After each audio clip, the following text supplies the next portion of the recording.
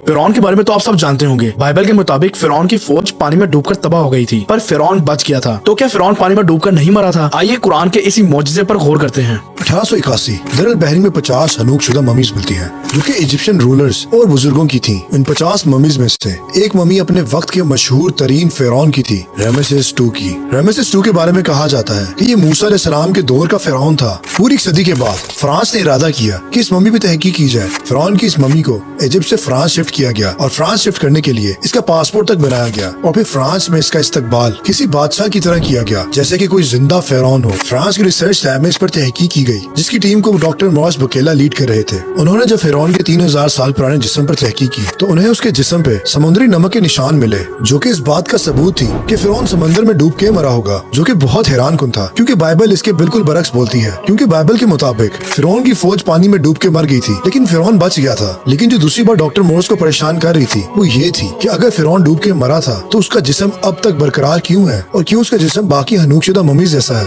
अभी वो इसी कश्मकश में थे कि उन्हें किसी ने आके बताया कि कुरान में भी यही बताया गया है कि फिरौन पानी में डूब के मरा था, और ये भी बताया गया कि क़यामत तक के लिए उसका जिस्म बरकरार रहेगा। और जब डॉक्टर मॉरिस को इस बारे में पता चला तो वो हैरान रह गए कि कुरान तो फिरौन के मरने के 2000 साल बाद नाजिल हुआ था। फिर डॉक्टर मॉरिस ने सऊदी अरब जाने का फैसला किया, जहाँ पे उस वक्त मेडिकल कॉन्फ्रेंस हो रही थी। और फिर इस कॉन्फ्रेंस में डॉक्टर मॉरिस ने भी तहकीक का जिक्र किया और उन्होंने बताया कि फिरौन का जिस्म डूबने के बाद भी अब तक सही सलामत है। और फिर उनमें से एक शख्स उठा और उसने डॉक्टर मॉरिस को कुरान की आयत सुनाई।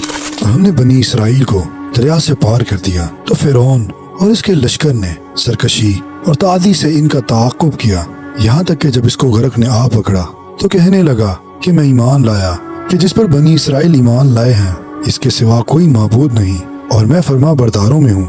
जवाब मिला, अब ईमान लाता है, हालांकि तू पहले नाफरमानी करता रहा और मुफस्सद बना रहा।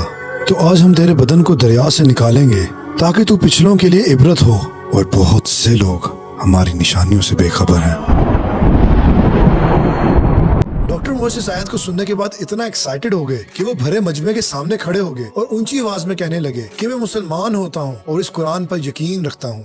अल्लाह अकबर। बेशक अल्लाह ताला कुरान में फरमाता है, हम अनकरीब एतराफ में भी और खुद उनकी जात में भी निशानियां दिखाएंगे, यहाँ तक कि इन पे हक वाज़ेह हो जाएगा और ये चिल्ला उठेंगे कि कुरान हक है। क्या तुमको ये काफी नहीं कि तुम्हारा परवरदिगार हर चीज से वाकिफ है? अल्लाह अकबर। इसीलिए हम कहते हैं गौर करें, क्योंकि गौर करने वालों के लिए निशानियां हैं।